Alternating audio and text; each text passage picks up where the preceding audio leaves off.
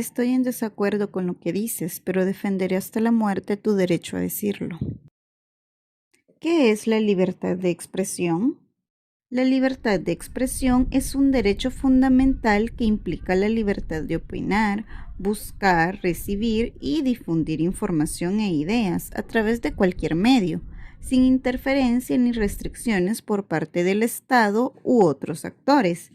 Este derecho es fundamental para el funcionamiento de una sociedad democrática, ya que permite el intercambio de ideas, el debate público y la rendición de cuentas de los líderes y las instituciones. Sin embargo, la libertad de expresión no es absoluta y puede estar sujeta a ciertas limitaciones, como la protección de reputación, la seguridad nacional, el orden público o la salud pública. ¿Tenemos libertad de expresión en El Salvador? Según la Constitución de la República de El Salvador, en el artículo 6, inciso primero, toda persona puede expresar y difundir libremente sus pensamientos, siempre que no subvierta el orden público, ni lesione la moral, el honor, ni la vida privada de los demás. El ejercicio de este derecho no estará sujeto a previo examen, censura ni caución, pero los que haciendo uso de él infrinjan las leyes responderán por el delito que cometan.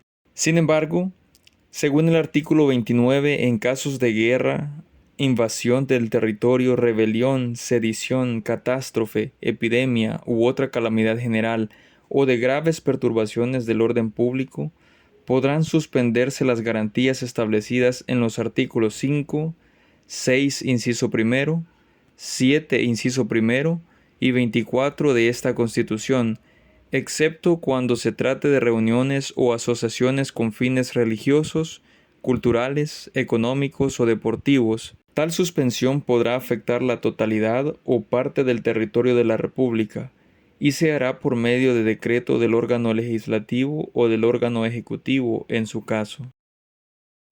En El Salvador estamos bajo régimen de excepción desde el 27 de marzo del 2022, lo que significa que algunos derechos constitucionales pueden ser suspendidos o restringidos temporalmente en situaciones extraordinarias que representen una amenaza para la seguridad nacional o el orden público.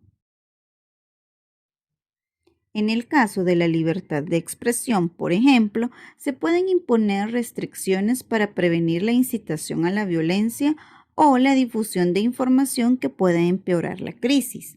Sin embargo, estas restricciones no deben ser utilizadas para silenciar la crítica legítima o para reprimir la oposición política, o eso en teoría.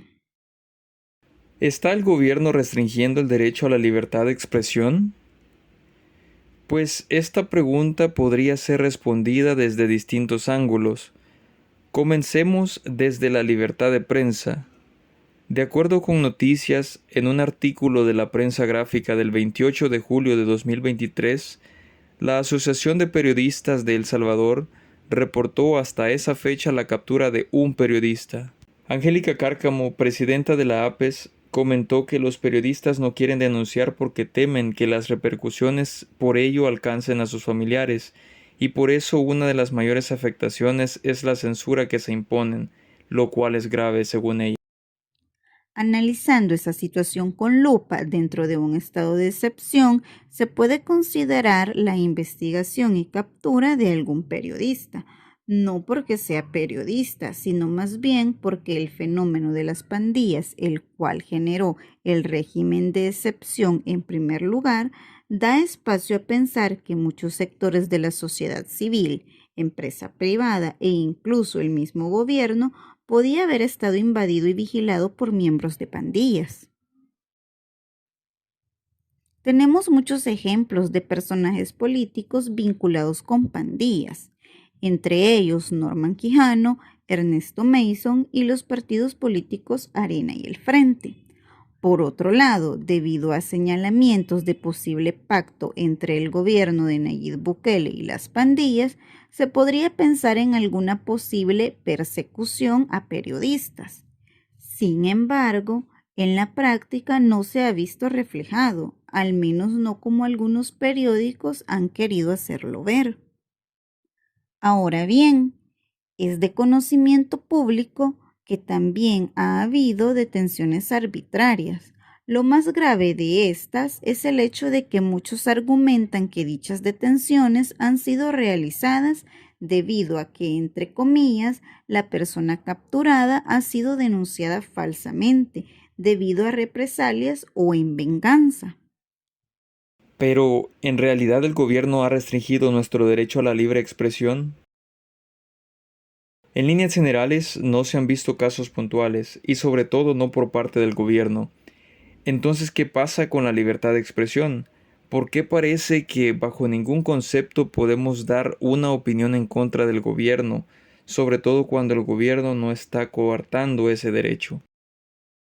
Últimamente estamos siendo testigos de la intolerancia a la opinión de las demás personas, pero de una manera distinta. Históricamente, en El Salvador siempre hemos sufrido de la polarización. En los años antes de la guerra, el pueblo contra los gobiernos militares. Luego de los acuerdos de paz, políticamente entre Arena y FMLN. Pero difícilmente se vio a la mayoría de la población apoyar tanto a un gobierno al punto de enfrentarse pueblo contra pueblo. Sería poco probable que el salvadoreño de a pie esté disconforme con los resultados que el régimen de excepción ha dado. Entonces, parecería que hay unanimidad en cuanto al apoyo al gobierno respecto a temas de seguridad. La disconformidad aparece cuando un comentario en redes sociales señala un tema en el cual el gobierno no ha sido tan efectivo como con la seguridad. El tema que acaparó los focos en los últimos días fue la opinión de una niña acerca de cómo y por qué el CAM se lleva la venta de un vendedor ambulante. Para ponerlos en contexto, el centro de San Salvador está pasando por una transformación histórica y muy positiva, eso es innegable. Las ventas informales no tienen cabida en esta transformación y la gran mayoría de salvadoreños, tanto dentro como fuera del país, está totalmente de acuerdo con eso. Algunos solamente alegan que no están de acuerdo con no darles opciones a los vendedores que están siendo retirados de puestos que han tenido por años. Y otros coinciden con que ese no es problema del gobierno o de la alcaldía de San Salvador. Desde el punto de vista de la libertad de expresión, ambas opiniones pueden ser válidas. La libertad de expresión en El Salvador fue reconocida por primera vez en la Constitución de 1886. Esta Constitución incluyó disposiciones que garantizaban a los ciudadanos el derecho a expresar sus ideas libremente, sin censura previa. Desde entonces, aunque ha habido varias constituciones y reformas, la libertad de expresión ha sido un derecho consagrado en todas ellas. La evolución de la libertad de expresión en El Salvador ha pasado por varias etapas a lo largo de su historia constitucional. Como se mencionó anteriormente, la Constitución de 1886 fue la primera en incluir garantías explícitas para la libertad de expresión. Sin embargo, estas garantías a menudo no se respetaron plenamente debido a la inestabilidad política y a los regímenes autoritarios que prevalecieron en diferentes periodos. En 1939, durante la dictadura de Maximiliano Hernández Martínez, se promulgó una nueva constitución que mantenía el reconocimiento formal de la libertad de expresión, pero en la práctica el régimen ejercía una fuerte censura y represión. Después de varios cambios y reformas, la Constitución de 1950 también reconoció la libertad de expresión, pero nuevamente los gobiernos autoritarios de la época limitaron su aplicación efectiva. La actual Constitución de El Salvador, promulgada en 1983, incluye en su artículo 6 una protección explícita para la libertad de expresión. Este artículo establece que toda persona puede expresar y difundir su pensamiento y que no habrá censura previa.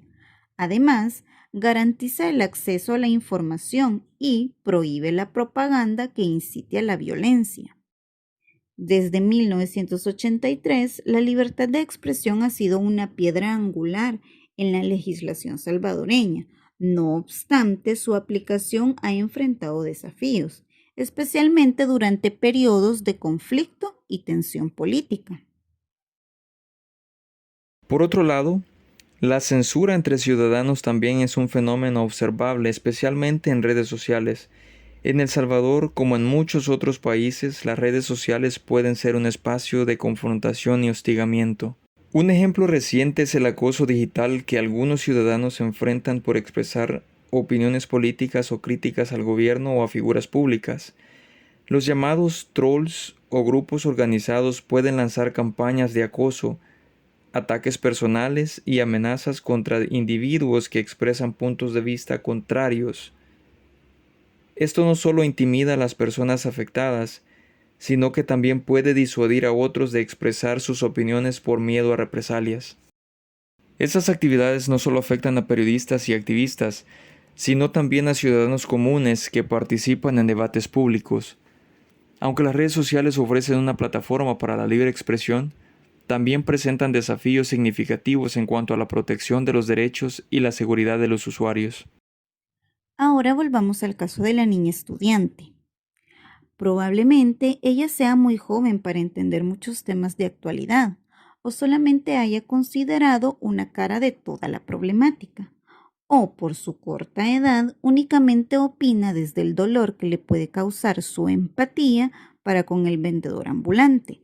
O quizás su opinión sea impopular. Sea cual sea el caso, ella también tiene derecho a opinar libremente. Este es solamente uno de los casos donde te pueden censurar por pensar diferente. Para esto, las redes sociales son testigo de las condenas que una persona puede sufrir por el simple hecho de no coincidir con la opinión de las mayorías. La más común de todas es: solo los que vivimos la época más oscura de El Salvador podemos dictar lo que está bien o lo que está mal. Haber vivido en una época donde te podías meter en problemas por vivir en X lugar te da el derecho de ser dueño de la verdad. Para poder responder esto, hay que recordar que en esa época ni siquiera teníamos la libertad de dar nuestra opinión porque nos podíamos meter en problemas. Ahora que hay opción de poder opinar libremente, no debería haber censura por parte de un ciudadano hacia otro.